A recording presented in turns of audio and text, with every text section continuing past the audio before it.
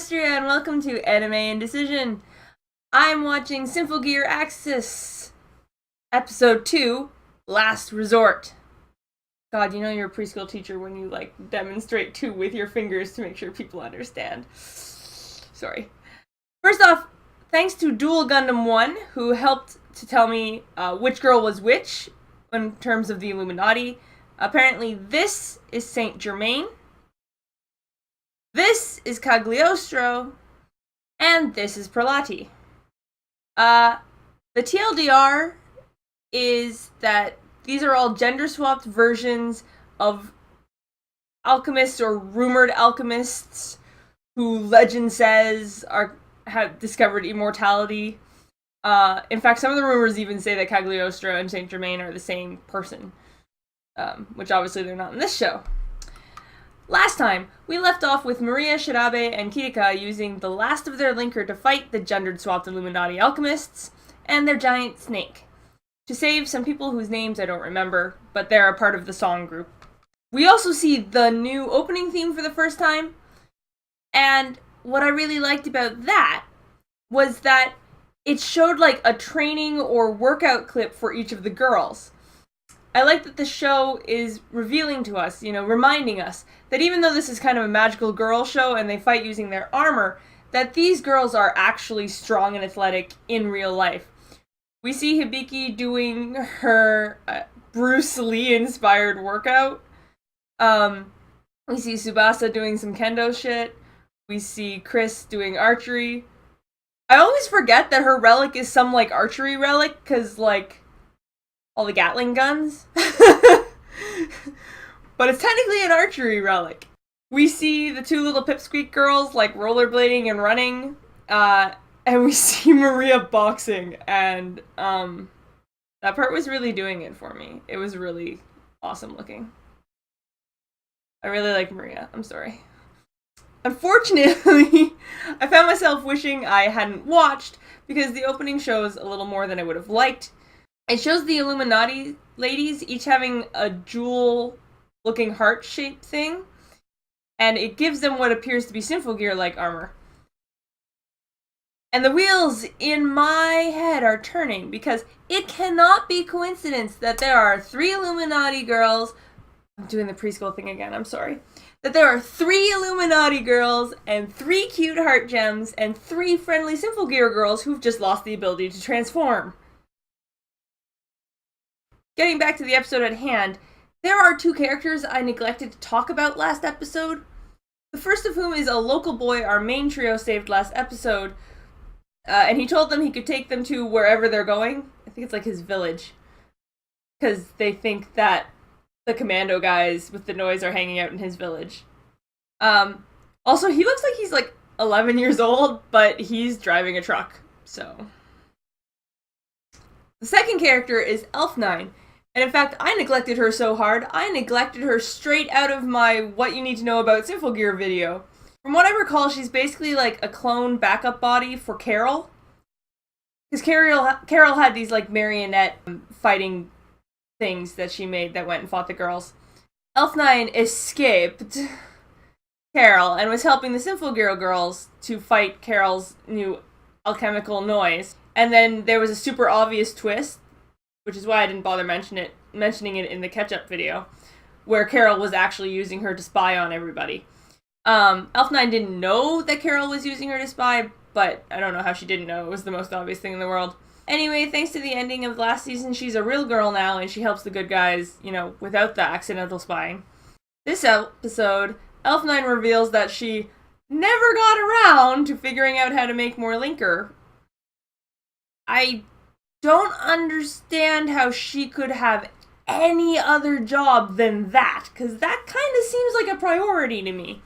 But she never got around to it, and she spends the whole episode moping about it, and feeling bad about it, and I don't think she said a single thing out of her word that didn't relate to that situation, and I didn't care. But now the fun part! Maria, Kirika, and Shirabe versus the Bavarian Illuminati and their giant serpent. Maria attacks while the runts are protecting the mooks whose names I don't remember, and the Illuminati send out a giant crowd of noise to make it harder for the girls to dodge the serpent's attacks. But the girls are keeping alive well enough. But their attacks aren't doing anything to the Serpent. Maria gets serious and uses, like, her final super powerful move and does it right into the Serpent's mouth. Props to the anime for not telling us, like, his hide is thick, let's go in through the mouth. They just kind of let that happen, and, you know, it's a common enough trope that I think no one needs to question it. I mean, they already made fun of it in Guardians of the Galaxy. Awesomely. Right when the girls think they've killed the Serpent, what appears to be some kind of multi-dimensional representation of the Serpent appears, then melts together, completely regenerating the Serpent. In fact, Cagliostro says they've made it so the damage never happened.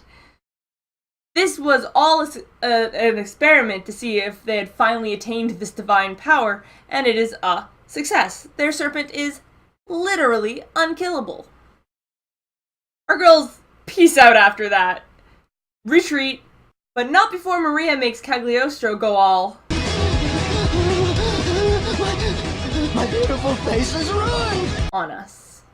By the way, I'm not gonna try and say that Serpent's name. It's already killing me saying Cagliostro as many times as I'm gonna have to.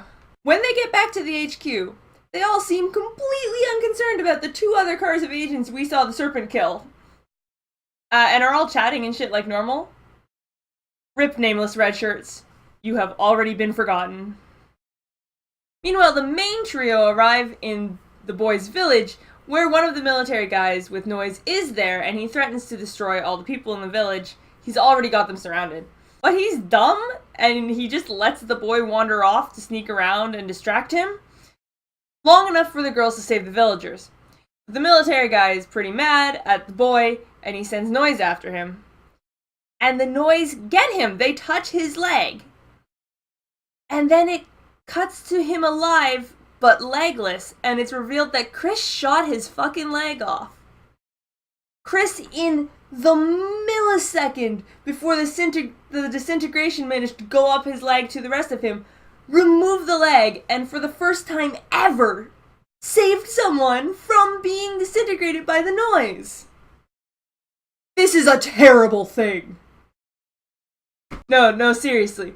The boy's sister is Sonia, which is the girl from Chris's past from the previous episode, because convenience. And she is super pissed at Chris about this. Like, how dare you save my brother's life? And at first I was really mad because of, like, how blatantly stupid that is. Like, we see it in zombie movies where someone gets bit in the arm and gets their arm chopped off, or gets bit in the leg and gets their leg cut off. And I don't think I've ever seen anyone be like, how dare you cut off my arm and save me from being a zombie? And being disintegrated has got to be at least as bad as being a zombie. Like, let's be real. It looks painful every time it happens. But I can't be mad because their attempt at this melodramatic conversation got so stupid I actually laughed. It goes like this. I will never forgive you. But I saved his life. It was the only way. I know it was the right choice, but that doesn't make it any better. Seriously, that was like... I think that was the only time I laughed out loud in this episode. Also, the end theme's imagery all seems to be about Chris and Sonia and their past. Like, little baby Chris and Sonia.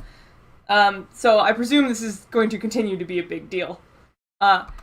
If this is a big deal because we're trying to focus on Chris' past, and we're going to focus on her background and see how she developed. Because remember, in the first season, she was a bad guy for the first half of the first season.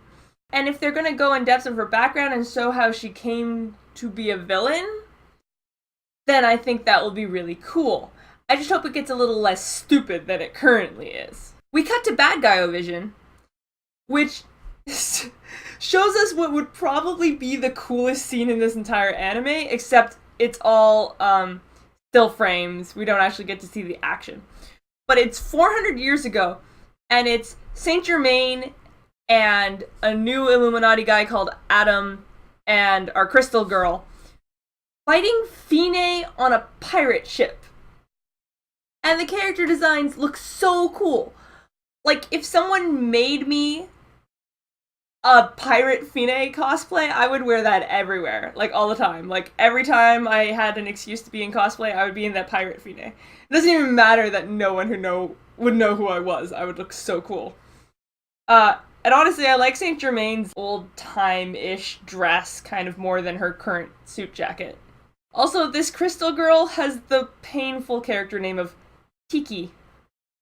That one is one of those things where it might sound cool in Japanese, but it doesn't have the right connotations in English. Apparently, Tiki was integral to the Illuminati's plans and was lost in this battle against Fine. But now they have her back. But even though she's crucial to their plans, Cagliostro and Prelati leave transporting her to Saint Germain because they want to go mess with Maria for injuring Cagliostro's perfect face. Now, Cagliostro. First off, of the 3 Illuminati girls, this is the only one who I feel like has had any decent characterization, who stands out at all. And on the surface, I kind of want to hate her. I even kind of want the anime for going with this character type. She's like ultra curvy. I think she must be using alchemy to keep her boobs up, because Lord knows her clothes aren't doing that. And she's got this revealing design, vapid cutesy behaviors. It should be really annoying to me. But somehow, I'm kind of liking it. Here's the thing. So when she got hit in the face, and she had that, like, oh, my face was injured moment, it wasn't actually like Vega getting all ragey. It was actually like, yada! Oh no, my face! Oh, all cutesy. But then there's this moment in this episode where she's like, I've been lying all my life and I don't want to lie to myself anymore. And it's all serious. It's the most serious thing she's said. She's been all smiles and giggles about the Illuminati's evil plot. And then she was like, this is what I want to do and I'm gonna be true to myself. And it's just that extra bit of dimensionality, pushing it just a little further than being like pure trope. And it makes me curious. Right now, I want to know more about Cagliostro, and I can't really say that for the other Illuminati girls. Also, Maria shot her with a giant cannon, and when it did no damage, she basically tisk-tisked her, and that was kind of cute. So Cagliostro and Prelati attack an airport, specifically to draw out the girls. Somehow, Maria's group have had time to go out, get in a fight, escape, return to HQ, and be sent out again before our main trio has gotten anywhere. I'm somewhat geographically confused, although I think the main problem is that Maria's group is using helicopters, and Hibiki's group is using a truck that I think they stole from someone. Of course, the real reason is just because the plot demands that it's Maria's group who gets sent out to fight. We get our first, and so far only, transformation of the season, and it goes to Maria. And it's gorgeous. So Maria's going all out at Cagliostro, because she knows that if Cagliostro gets the chance to summon that, like, invincible serpent, the girls aren't going to be able to do anything. So she's focusing on that, and Kirika and Shirabe are focusing on trying to save the civilians and trying to hold off Prelati. But they're not just fighting to make sure the serpent doesn't get summoned, they also have a time limit, because the last of the linker is in their system, and it's bound to run out at any moment. Today's absolutely ridiculous scene is also courtesy of Kirika and Shirabe, who are saving an airplane by helping it lift off in a way that looked fake even on as it was actually happening in the show. Like, you're literally watching it go, and you're like, yeah, physics don't work that way, show. But anyway, the inevitable happens, and all their Symphogears detune and disappear, and just in the nick of the time, One Punch Woman, Hibiki, appears. Seriously, this has been a very action-packed start to a season. These 2 episodes have been constant events and battles with nearly no downtime. It almost feels more like an episode 5 or 6 of a season, like your kind of midpoint giant battle that's not quite a climax, instead of the first or second episode of a season. I hope that means this season is just going to be spectacular craziness. Like, they just don't have time to calm down. This show is at its strongest when it's being crazy action and twists than anything else. It's strongest when it doesn't stop to let you think about how dumb it is. It works in their favor. And honestly, I don't think they're bad at personal drama either, and we've got some okay setup for that so far. I see potential in the stuff with Chris and Sonia, although, you know, they need to maybe dial it down a little. I'm interested in what's going on with Cagliostro. That said, the Elf9 stuff was completely pointless and boring this episode, so that can go away. And seriously, if the solution to we don't have Linker, half our team can't transform, is Elf9 got her act together and figured it out, that's going to be pretty boring. But I guess we'll find out next time on Symphogear AXZ, Episode 3. Damn it! I wish this was an intentional running gag. This really is my life. See you next time. Bye-bye! If you enjoyed this, please leave a like. If you want to make sure you don't miss the next episode, you can subscribe, or you can follow me twitter.com/Orestria. Also, you should totally go bug Demonet, because he's supposed to put stuff on this channel too. Shh, I didn't tell you to do that.